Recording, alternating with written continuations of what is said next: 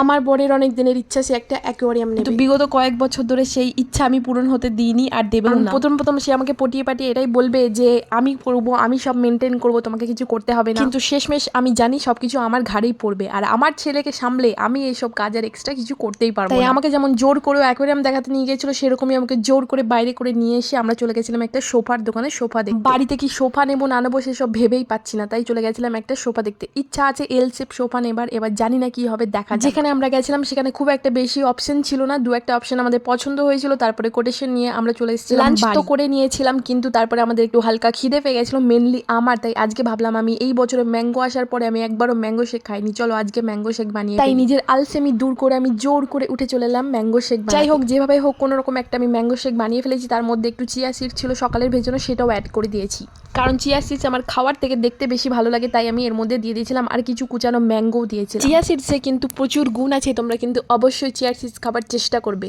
আমিও চেষ্টা করি মাসে একবার। আর কি অ্যাড করা যেতে পারে ভাবতে ভাবতে হঠাৎ মনে পড়লো ফ্রিজের এক কোনায় আমার কাছে একটু আইসক্রিম আছে, ব্লুবেরি। যে বেরি হোক, আইসক্রিম তো বটে, ওটাও অ্যাড করে দিলাম। প্রেজেন্টেশন আমার দ্বারা হয় না, কিন্তু কষ্ট করে বানিয়েছি। গাছ আমার কাছেও আছে, সেটাও দেখানো যাবে, সুন্দর এস্থেটিক ভাবে ভিডিও করা যাবে, যেটা আমার দ্বারা একদমই হয় না।